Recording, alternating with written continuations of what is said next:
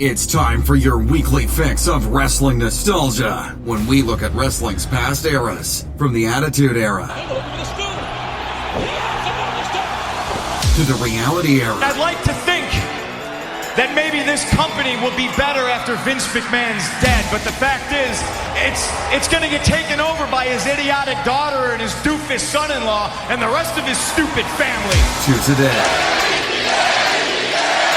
here on the WWE Podcast.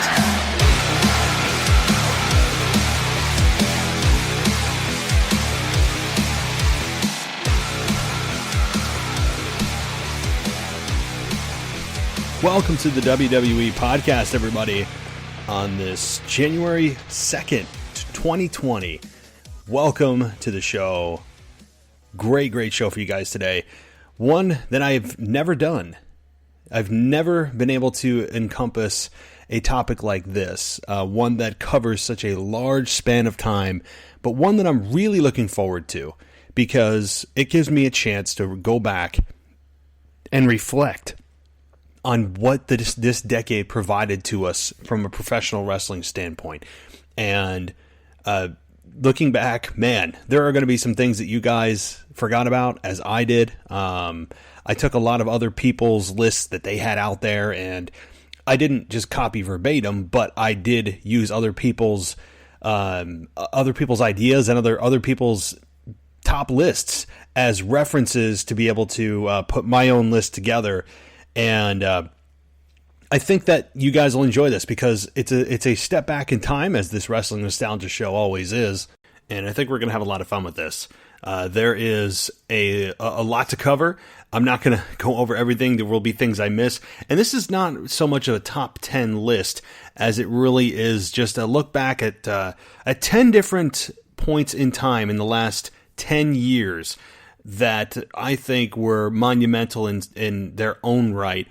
And I tried to choose different ones that meant different things at the time, and looking back, still hold water in today's environment and change the way that WWE presented wrestling. Some of these moments are so monumental that we're still discussing them today and how it affects today's current product. There are just so many good things, and as I know, once I give you guys these top 10, or I shouldn't say top 10, these 10 different items, this list of 10 monumental events that happened in the last 10 years, I know I will leave things off, and I will get people tweeting at me saying, how could you forget this and this and this and this? Well, I don't want my list being 100 items long, and this is a very objective list, right? So you may agree, you may disagree, but the fact of the matter is that you can make an argument for this. The items that I'm going to give you guys, you can make an argument that this was these were big turning points in the business. So before we get going, which, trust me, there's lots of good things and going to give you hints, from pipe bombs to streaks to revolutions. Hope I gave you guys some hints. This was a crazy decade, and imagine what 2030 is going to be when we look back at the 20s. Anyway, guys, welcome to the show, and you guys can follow me on Twitter at the WWE Podcast. You can also hit me up on Instagram, which is WWE Podcast as well, or the website, which you guessed it, is wwepodcast.com, and video is coming. I'm going to announce that until it actually happens.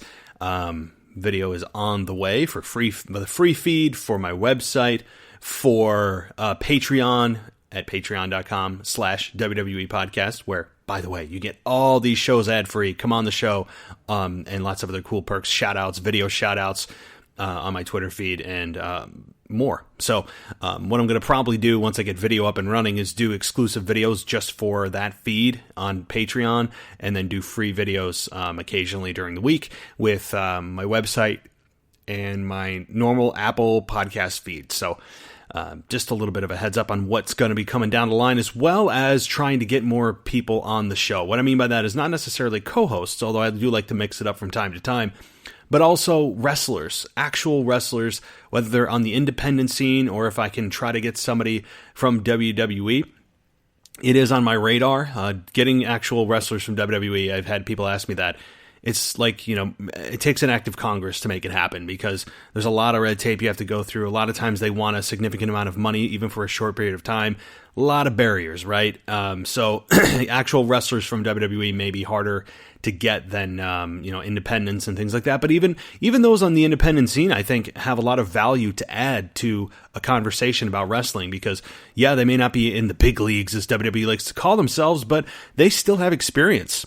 More experience than 98% of us listening. And wrestling is wrestling. And yes, it's not WWE's brand of wrestling, but I think even those on the independent scene could add a lot of value and conversation to this show. So I'm going to be working on that in the coming year. I've made New Year's resolutions for this show, if you can tell. Also being more active on Twitter, and trying to live watch the pay-per-view so I can interact immediately with you guys. It's not easy for me to do. My schedule at home is just crazy with a little one and everything else, and to watch it live is not easy. But I'm going to be trying to do all those things in the next year. So there are my New Year's resolutions for this show. So again, guys, a little bit of a schedule reminder. The AEW and NXT reviews should be coming out later tonight or even tomorrow, just so you know, those of you that are waiting on that, as well as the weekend review with Ashley coming up this weekend, probably dropping on Saturday, so you'll be able to hear us discuss everything that's going on as we reach the halfway point to the Royal Rumble, and there's certainly a lot to get to. Ashley and I certainly have good chemistry, I think, at least, and She brings out some good conversation, brings out good points, and I know you guys love her, and she'll be back this weekend.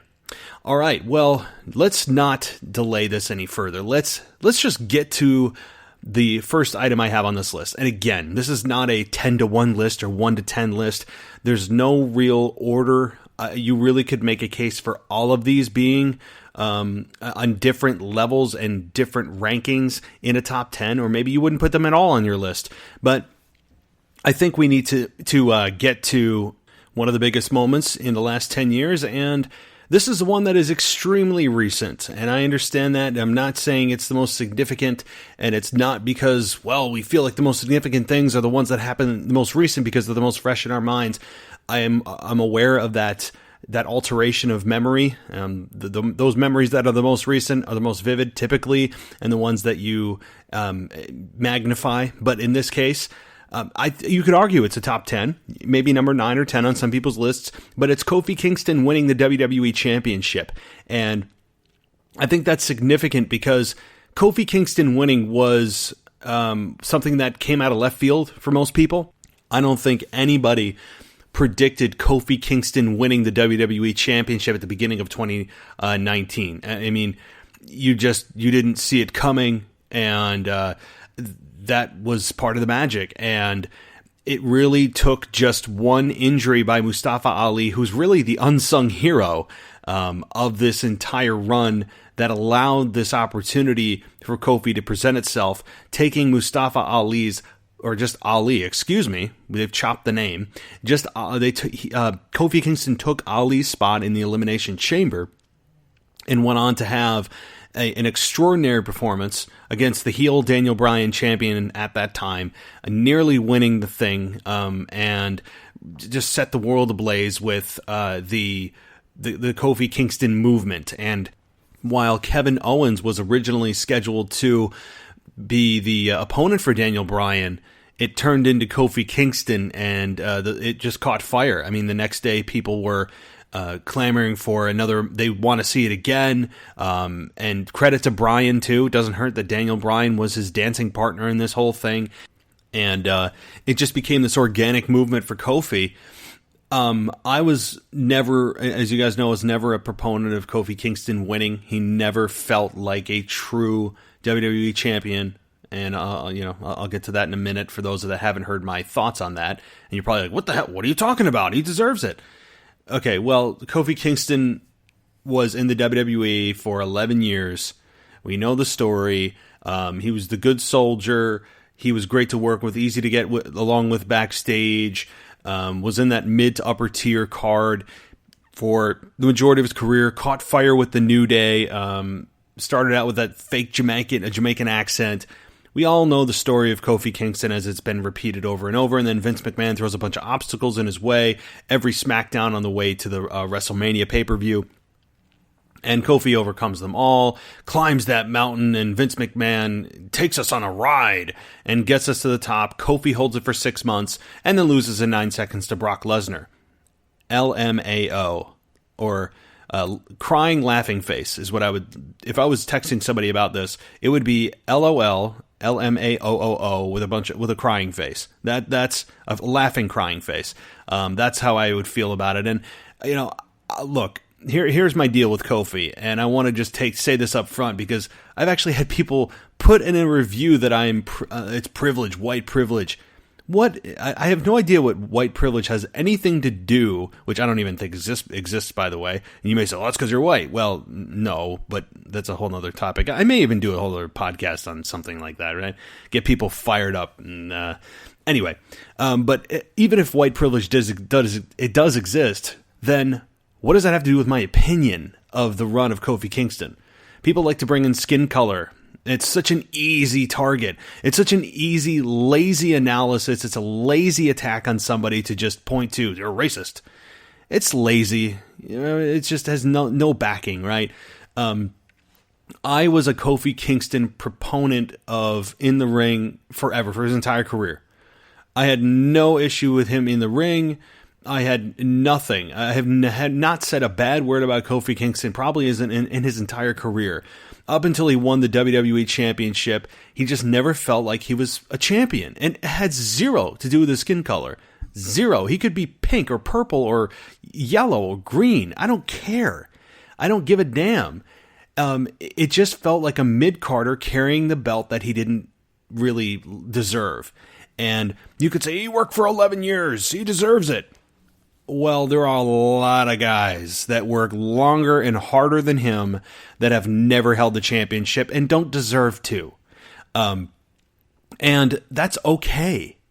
That's okay. Not everybody needs to hold that belt just because they're there a long time. That doesn't automatically qualify you to be the top guy just because you have a long-standing relationship with a company. It should afford you more opportunities. That's certainly the case, and absolutely. But the fact of the matter is, Kofi, as a character, never, ever, ever, to me, reached the WWE Championship level.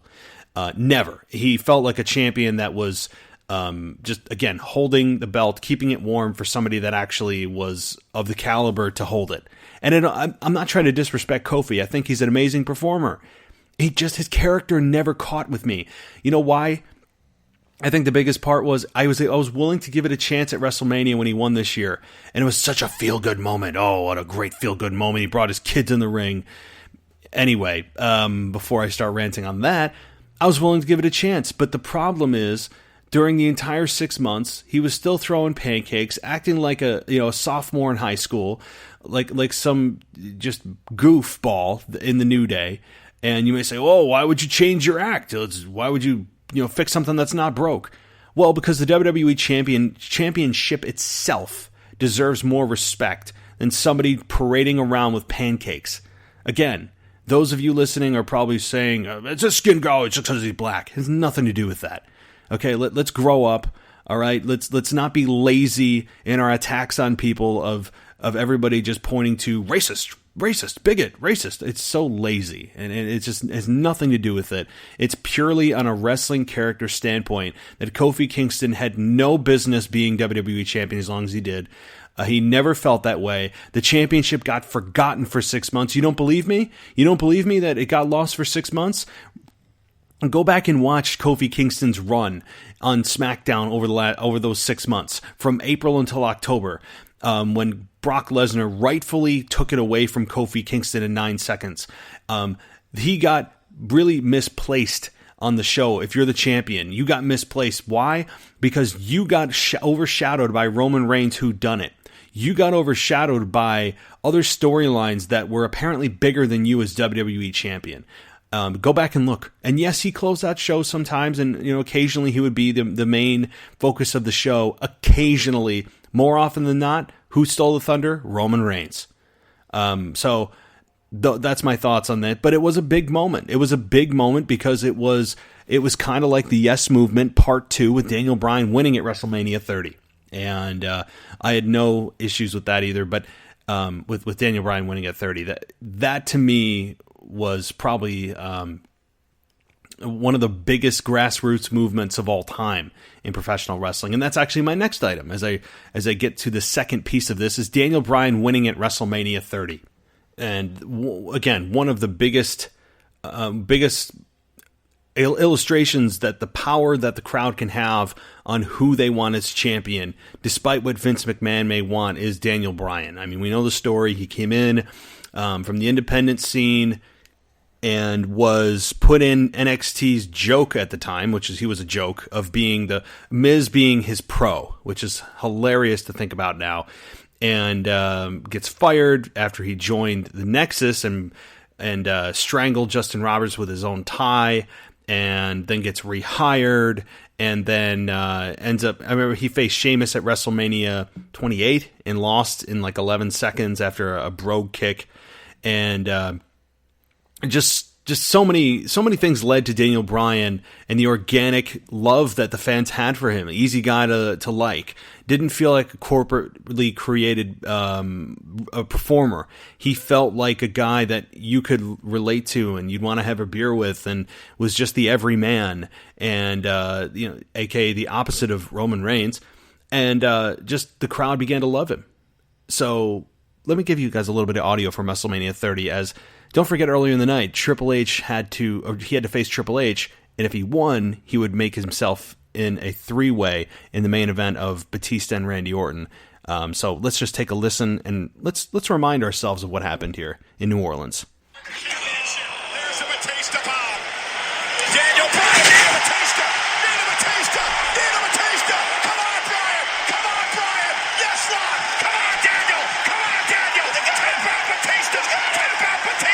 Tap out Batista. No way. Batista's gonna tap. He did it. You gotta be kidding me. The miracle can. A miracle on Bourbon Street.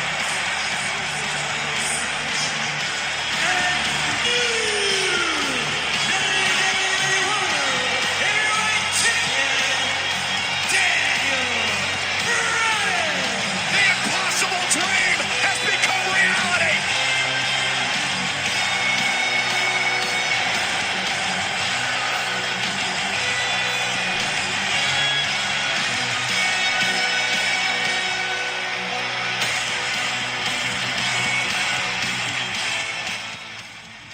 Did anyone expect this? So just a little bit of a reminder there, just how big that moment was. And going back and watching it, the sea of people chanting yes. I mean, there's not a person sitting down. Not a single person sitting down. It is quite a sight to see. And it was just gorgeous. I mean, no other way to put it. It was a magnificent, huge moment that took place at WrestleMania 30 and changed the course of WWE forever, because I think that not only was that a successful run for Bryan that ended up getting cut short because of an injury, only to lead to a comeback, and ultimately I think turn the fans against Roman Reigns, but also condition the audience to believe that they can direct who they want to push and not who the company and Vince feels like he should push, because he feels that he knows better than the audience. So this, I think, was really the ignition or the start of the fans versus Vince McMahon, because the fans realized what power they had in their hands now. The fans realized, guys, like, look what we did. And this was all the fans, all of the fans are responsible for this. They are the reason Daniel Bryan got to where he was. And you could say, oh, the fans have always held the keys. They're always the ones who decide who gets pushed. Nonsense. I mean, it's just, you would say that, and to some degree, I would agree with you, but the thing is that Vince McMahon has just had this incessant need to push back against fans and say that, no, this is going to be your top guy. I mean, again, look at Exhibit A, Roman Reigns, right? It's just this war of attrition with Roman and Vince versus the fans. And to some degree, Vince McMahon has gotten where he wants to be with Roman, not to this level of success he's wanted, but we will see, as you guys know, what happens when he faces The Fiend or someone beyond Baron Corbin, if all of this success is indeed authentic. But anyway, having that happen at WrestleMania 30, huge moment. Moving on to the next item, number 3, and again, this is not in any particular order, was the Women's Evolution pay-per-view. And this was a big deal, right? It's the first all-women's pay-per-view in WWE history. And this really began, if you want to trace this women's revolution back, it started because of social media. And this started on February 23rd. It was the Bella Twins facing Paige and Emma in a match on Raw. It lasted less than a minute, and it really kickstarted the hashtag Give Divas a Chance. And the Divas Championship was still unfortunately in place, which was an awful championship. Awful. It's like, who wants to be the biggest drama queen? That's really what the championship meant. It didn't have a whole lot of value. It was a butterfly championship. I think the only one to really add any prestige to that was AJ Lee. She felt like, she was a true champion. And yes, Paige won the Divas Championship on her first Raw debut. We all know that story. But the Divas Championship, for all intents and purposes, was just a watered-down drama queen championship of the petty women facing each other. And yeah, the bra and panties matches were not happening, but the women were really still being positioned as a glorified bathroom break. I mean, that's just what they were. There's no getting around that. They were. So that started in 2015 in February, and 5 years later, here we are.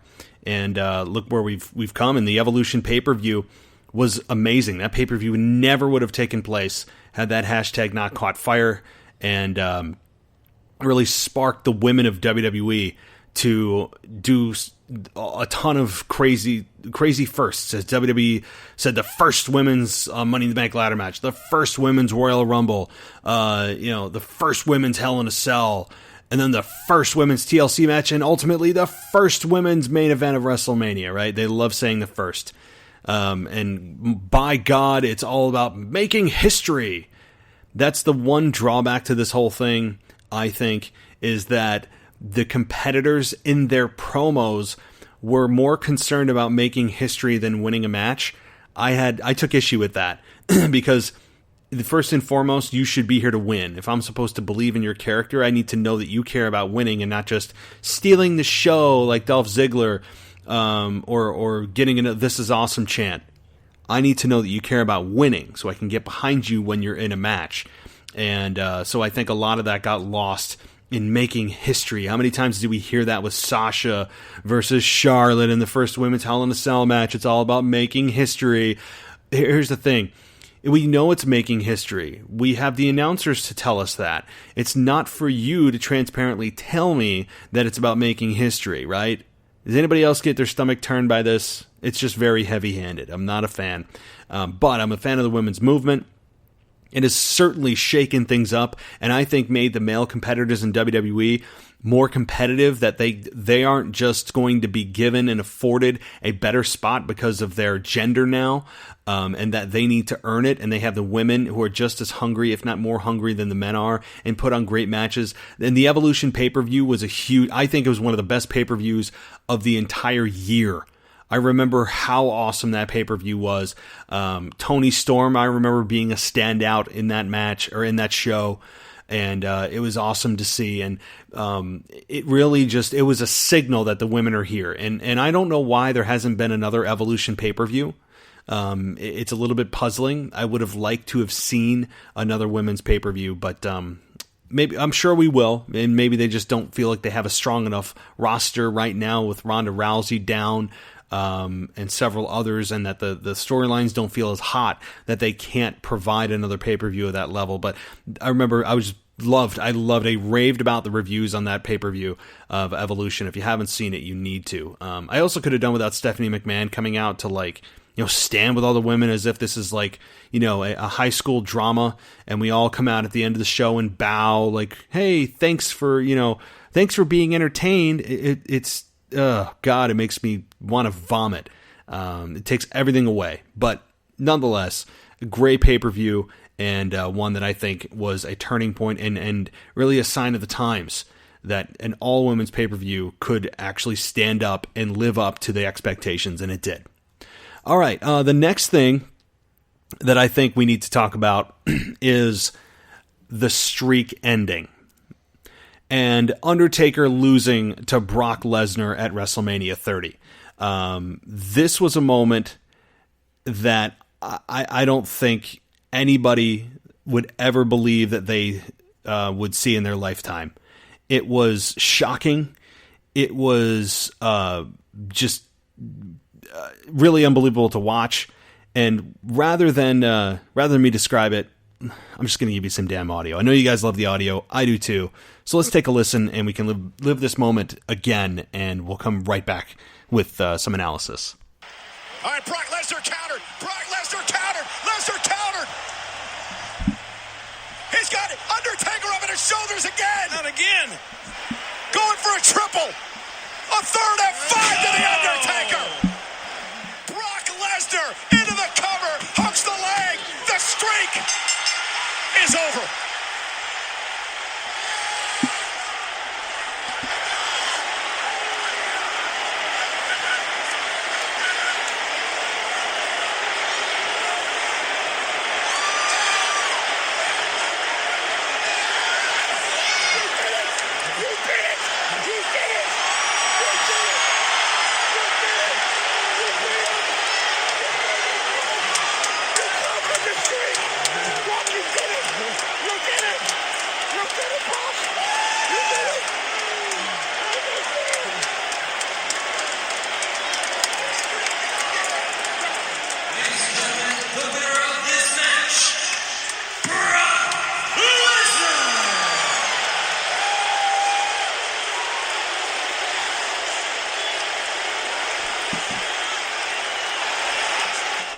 That was just, watching that back still makes me, it's still shocking.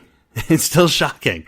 Again, to go 21-0 was something that you get that far, and Undertaker's, so far in his career that you think there's just no chance. There is no chance that they're ever going to have The Undertaker lose his streak. And Jim Ross came up with a proposition of, if the streak's going to end, here's how you do it.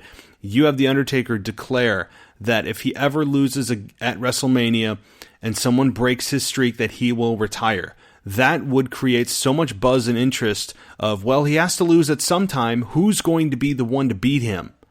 I think that's a brilliant, creative way to get people to tune in and eventually see who's going to break the streak, because it's eventually going to be broken. But to have it happen here at WrestleMania 30, and 6 years later, Undertaker is still competing. It's insane. It's insane. But Brock Lesnar to beat the streak, Vince has justified it by saying that streaks are meant to be broken. He didn't have anything big planned for 30, so he needed to have something like this, something that of that magnitude, and that no one wants to give back to the business more than The Undertaker, more than Mark Calloway, as he said in Stone Cold's podcast a number of years ago. So he can justify it all he wants. I still don't believe it should have been broken. Even all these years later, it's been almost 6 years. Isn't that insane? Almost 6 years since that moment took place, and it still doesn't sit right with me. I'll never forget sitting there in my apartment, looking at this happen. And I remember standing up going, what? And you're waiting for the referee to restart the match, or for Vince to come down, somebody to come down to say that that's not right. No, this is not right. Restart the match, or something happened, or you kept waiting for some craziness to happen that would reverse the decision. And instead, we got silence. We got silence. And that was a brilliant move, because I think WWE wanted to hear the audience. They wanted to have that moment of just pure shock. No music, nothing. Just What was the audible and visible reactions of fans that had seen this streak for 21 years and 21 straight victories suddenly come to an end when no one thought it would? You see the reactions of people. I mean, it's just like crazy. It's crazy, the reactions of fans. And again, one of the moments I'd recommend you go back and listen to and watch as well. I mean, just that one clip still made me go, what the hell? Was it the worst decision in wrestling history? No, I don't think it was. But certainly one of the ones that was shocking and never thought we'd see. And maybe that's why Vince did it. Alrighty. The next one here, I believe this is number 4, was the launch of the WWE Network, right? This was a game changer. This happened on February 24th, 2014, and was right before WrestleMania 30. And I remember watching Stephanie McMahon make the announcement and saying this is going to be awesome. And it was priced at $9.99 a month, and saying that, well, we were already paying $50 for WrestleMania. What the hell is another, just $10 a month? But I know that wrestlers backstage were concerned, saying, is this going to cut into our paycheck, considering that pay-per-views are $30-$40 a piece, and that some people only order WrestleMania, and that's $60. How are the payouts going to work? And Vince didn't really have an answer. The answer really is volume, and getting those who may not have purchased a pay-per-view during the year to realize the value of, wait, for $10 a month, I can get every pay-per-view, and it's not going to be a $40 charge to my cable bill every month, and I get access to not just every pay-per-view, but the entire Raw library, SmackDown library, documentaries, exclusives, 365, Table for Three, all these things that have obviously come along later. But just everything. I mean, the value is insane. I mean, I'm not promoting the WWE Network as if I'm getting a cut of it, right?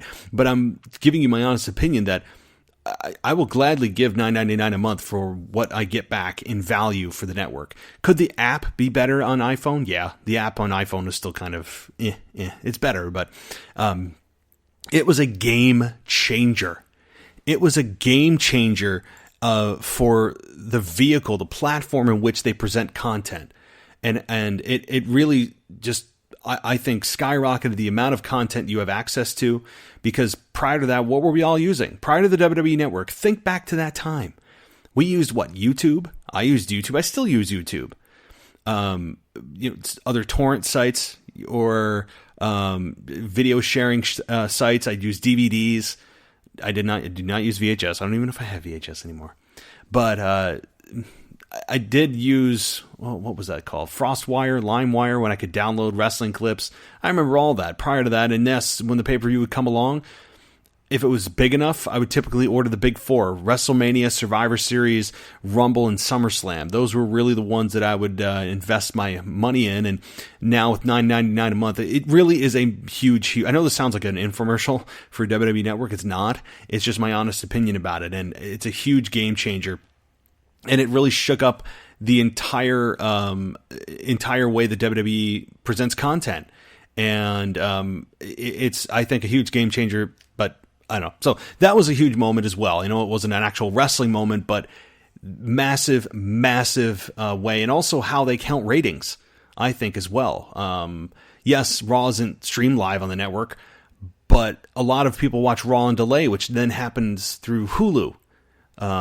So anyway, streaming has just changed the game completely, and WWE got involved in that in February of 2014. All right, the WWE Performance Center is number 5 here. This is a big deal in that, like the WWE Network, it's not an in-ring moment, but it changed the game of, in a very important way, of how WWE gets their talent. With WCW being purchased in 2001, with very little competition. You can't count TNA, all right? Ring of Honor doesn't count. New Japan doesn't count. None of that, unfortunately, counts as true competition. So outside of those small pools of talent availability, there wasn't anybody or any place you could go to really understand the WWE way of their version of professional wrestling, and there wasn't a talent pool out there that you could pull from. And it was just a great way that happened. Again, it opened on July 11th, 2013. And it was very expensive for WWE at first, a hell of an investment. But for WWE, for Triple H to take that by the horns and spearhead this project to a point where now 5 years removed, or really, 7 years, almost 7 years since WWE opened that, it has become the true third brand NXT has. Again, the Performance Center is separate from NXT, but that's where you would presumably go, is from the Performance Center to NXT to the main roster. That was just the path in which stars would take. And now it's starting to change a bit, where stars don't want to leave NXT for the fear that they'll get lost in the shuffle. It's a different schedule on the main roster, and they want to be the biggest fish in a small pond in NXT. And like Tommaso Ciampa, and it's been documented by Triple H that Tommaso doesn't want to leave NXT, and I respect that.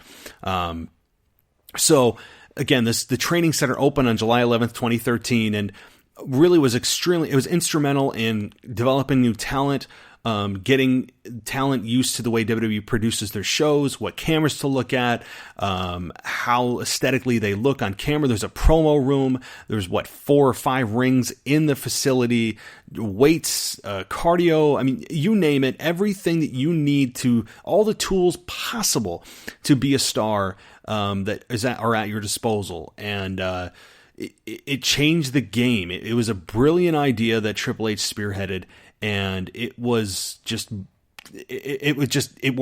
and it continues to work. And it is it's really a proven system now for WWE to have these stars really start there. Yes, they're brought in from maybe wrestling promotions overseas, or even in Mexico, or independents throughout the United States.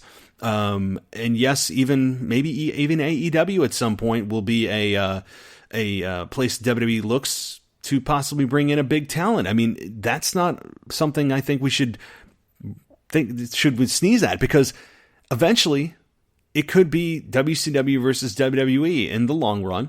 You know, where they maybe get bigger than NXT and can maybe compete with the ratings of Raw and SmackDown. Again, we're talking down the line, but think about that, right? So the training center is a huge deal, and it's just brilliant. So, all right, number 6, the debut of the Shield at Survivor Series 2012. They attacked Ryback and Cena. It allowed CM Punk to get the win here. If you remember, I remember how cool it was. I mean, they were like the pack of wolves, as they were really labeled as, and having Ambrose and Rollins and Reigns, they just felt different. Their promos backstage holding the camera, everything felt different and new about them. They were brought up, and I know CM Punk takes credit for putting the Shield together. Originally, he wanted Ambrose, Rollins, and Chris Hero. He got Roman Reigns, and certainly that's worked out for Reigns. But it was a moment that I remember going, what the hell? Kind of in the way that the Nexus did, except the Nexus was a bigger group that didn't have as much of an identity individually. It was just kind of a bunch of bodies from NXT, whereas these were 3 defined guys that we got to know over the next couple of years before Rollins did his infamous and extremely successful heel turn to join the Authority. But this was a moment, because this Shield this group is iconic in the annals of wrestling factions, and the guys that they've taken out. They took out The Rock. They took out The Undertaker. They've taken out CM Punk. Just, you go on, and they had some really, really big moments. And this is a moment that I know I'll never forget. And hey, while we're at it, why not listen to some audio here as I pull it up on my computing machine. So take a listen. Hey, what in the world? What is this? What is this?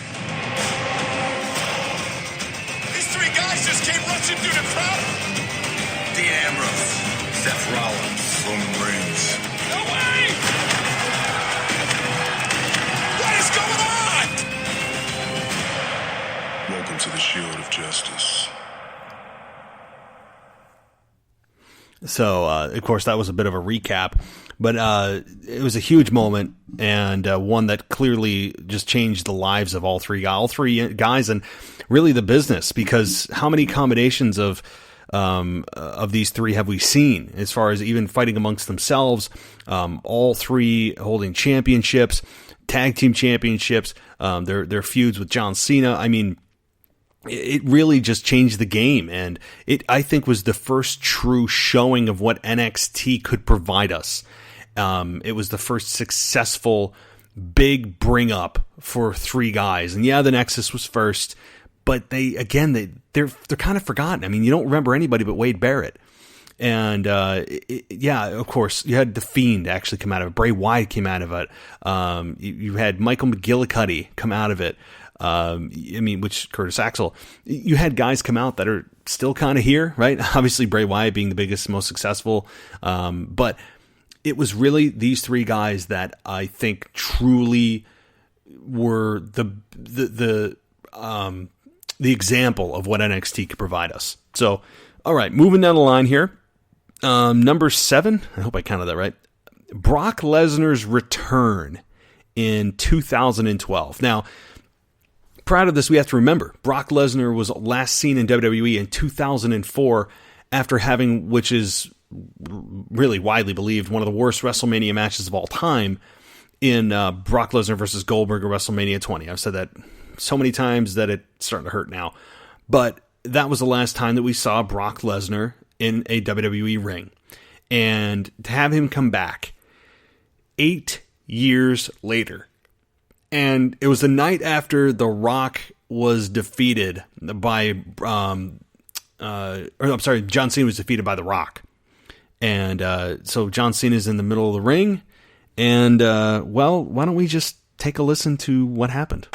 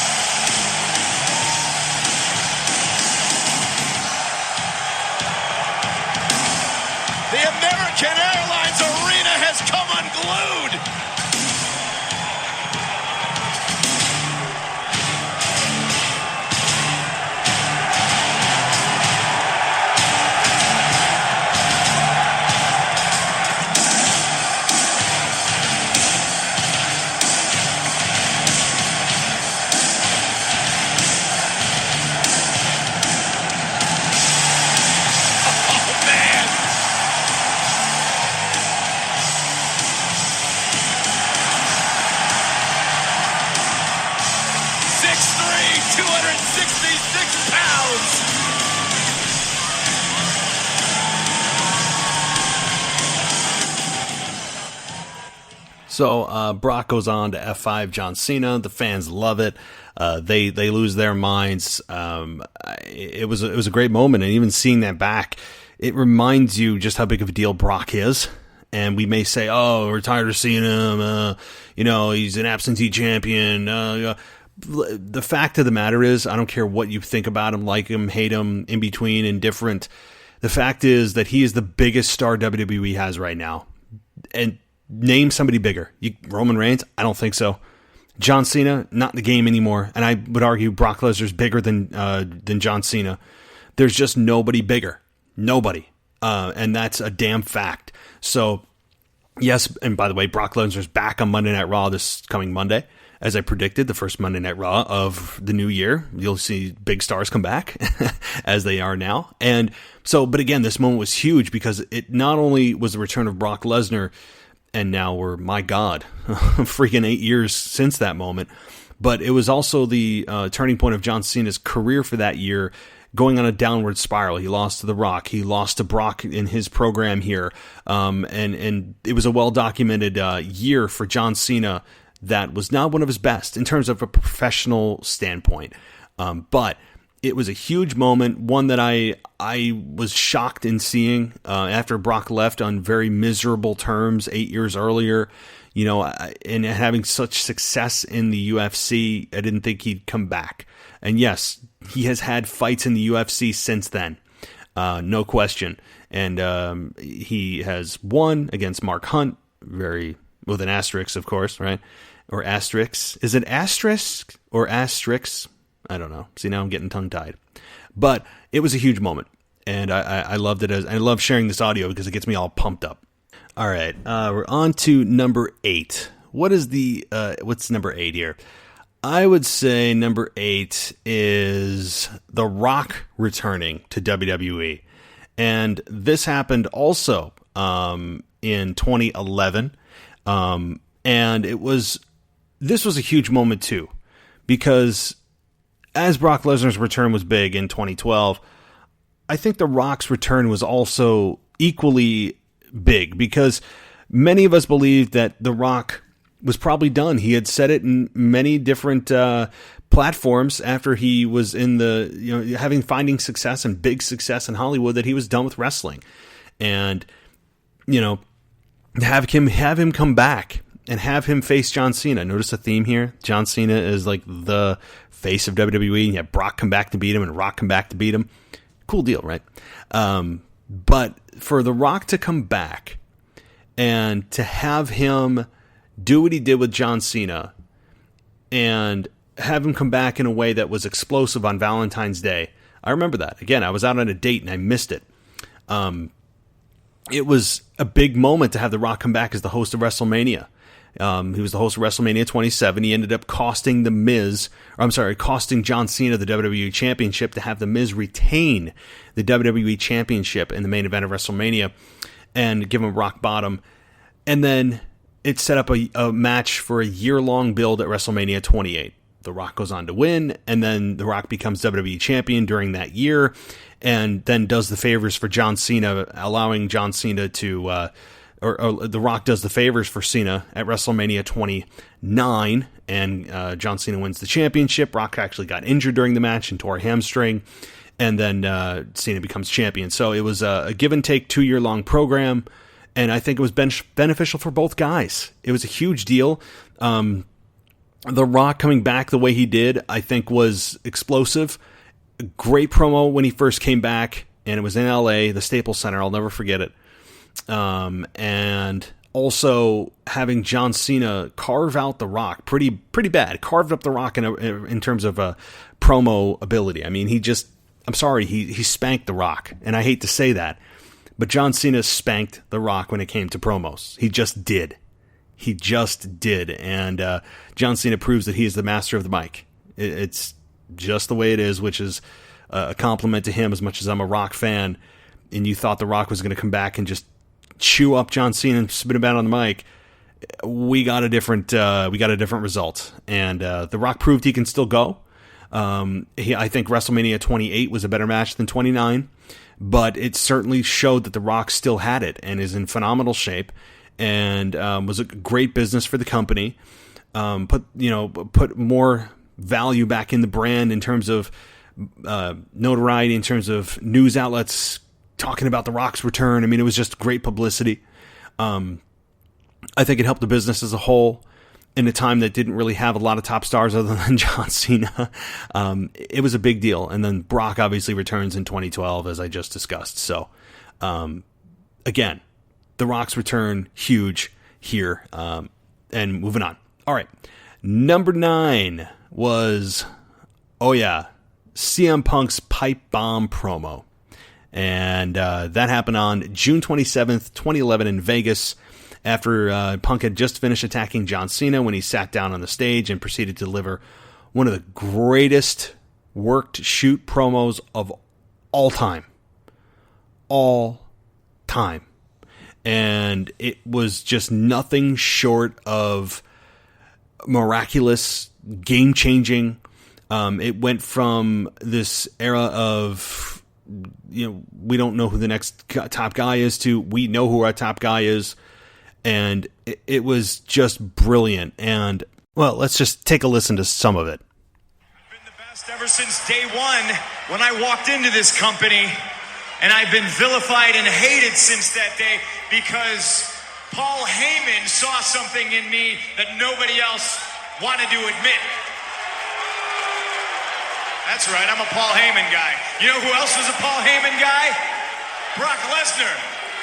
And he's split, just like I'm splitting, but the biggest difference between me and Brock is I'm going to leave with the WWE Championship.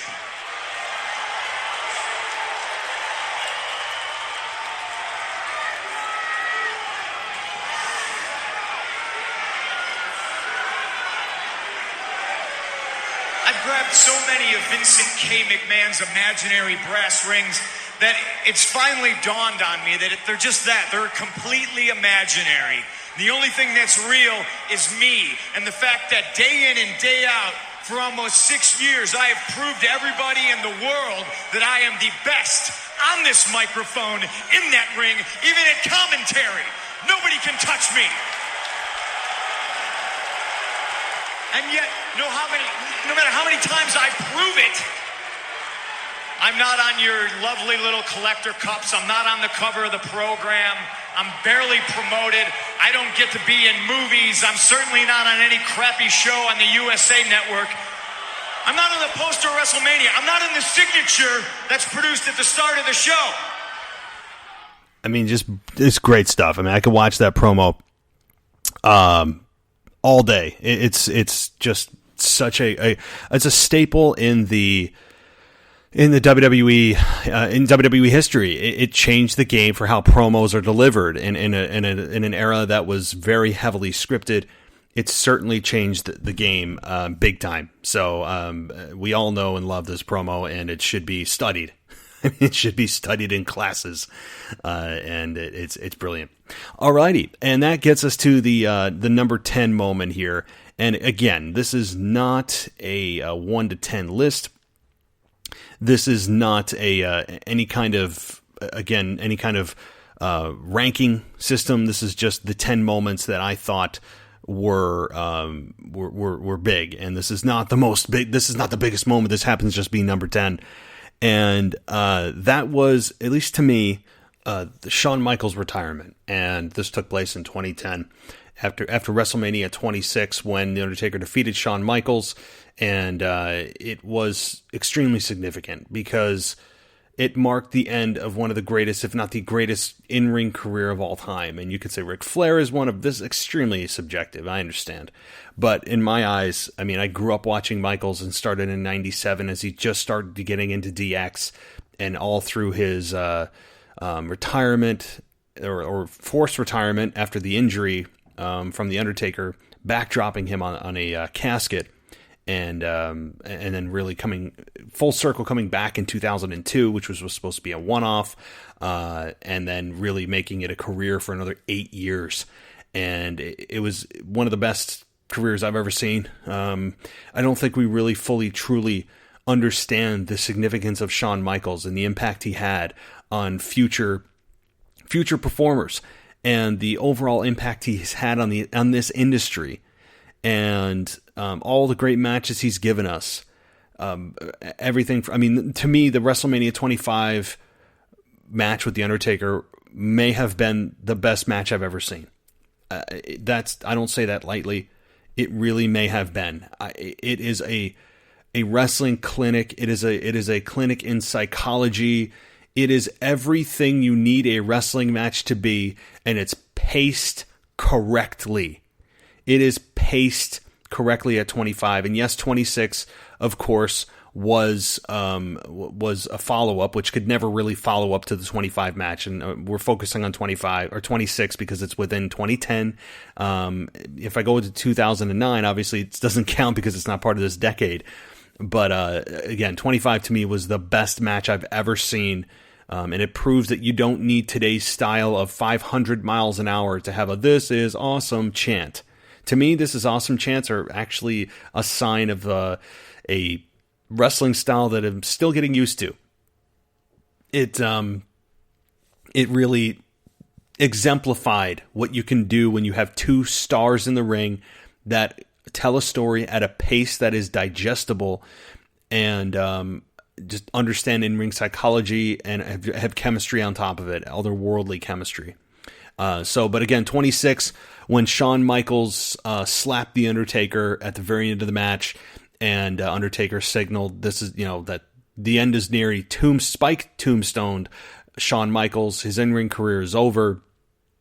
It was a huge moment, and as big as the Ric Flair retirement just a few years before that, with HBK retiring Flair at WrestleMania.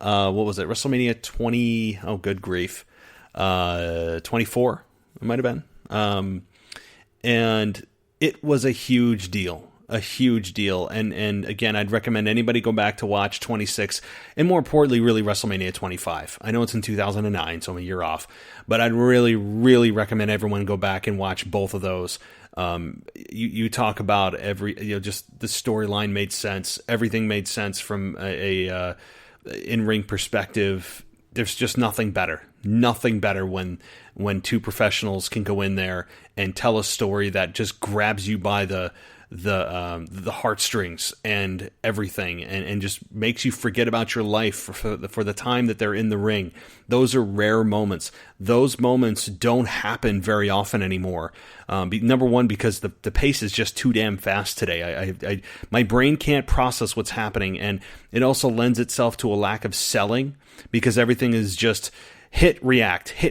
I register it. I know that I got hit. I'll react to it, but there's no selling and showing of pain and struggle. It's very quick. It's got to be the next move, instead of just taking your damn time with telling the audience a story. And I'm not all for the Randy Orton obligatory 20-minute rear chin lock in the middle of the ring. I'm talking about just being able to tell a story and make things mean more. You have crazy things going on in the ring, ultra athletic things going on in the ring, and they mean next to nothing. They are as effective as a clothesline, because everything is so fast paced that the opponent has to get up to take the next move and take the next move and take the next move, and the crazy reversals and oh my God and holy blank chants and this is awesome chants, and the athleticism is coming at the expense of selling, and selling is what the soul of professional wrestling is. And that, to me, is what is suffering today. And I'm still getting used to it. It's just a different brand of wrestling. You could say it's evolving, and that's fine. It is evolving into this new brand. I just don't feel as much emotion as I did back when the pacing was what it was. I'm not saying have a slow motion match. I'm just saying to present a match that you could tell a story that I'm not speed reading a book through. I am actually able to read and understand what's happening and go from A to B to C and make it make sense, instead of A to Z to Q to L to M to O and back again. And that's the issue that I have with today's quote quality wrestling shows. Even AEW is guilty of this, and it's just the way the business has gone, and I get it, and I understand that if you don't present the audience with what they want, that you are falling behind the times, and you're just not giving them what they want, which is not good from a business perspective. But I think there will become a time where the business goes back to the way it was, and what's old is new again, and I think the business will slow down. At least I hope it does, because to me, that is where true pro wrestling lives, where true storytelling lives, where true emotion lives, is in the pacing and in-ring psychology, and not killing your bodies. And that's not the other thing I'm not even talking about, is the risk that these guys are putting and gals are putting themselves through in today's quote quality wrestling style of extremely fast-paced, high-risk maneuvers. is that it's just that. It's extremely high risk, and it's putting the lives of the people doing these maneuvers at a much higher risk because of the maneuvers of what they're doing on the top rope and everything else. It's putting the health of those performers at a level that it doesn't need to be. So I think that's the other part of this that people are forgetting.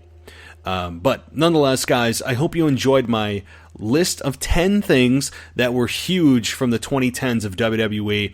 Again, this is not a top 10 list, but you can rank them as you will, and I'm sure there's a bunch of stuff I forgot. And there, of course, this is very subjective, but I want to thank you guys for listening. Again, NXT's coming, AEW review's coming, Ashley and I are coming this weekend for your weekend review, but I wanted to give you guys just a little quick rundown of the 2010s in WWE. I hope you enjoyed it. Again, head to my website at wwepodcast.com. The video section will be filling up in the next couple of weeks with things, as well as on my Twitter at the WWE Podcast. You can also head over to Patreon at patreon.com/WWE Podcast for your ad-free version of this show and tons of other goodies, tons and tons of other stuff. If you don't like ads, that's your place to be. So, guys, again, thank you for listening. Thank you for being a part of the show and your ratings and reviews. As always, I'll talk to you next time.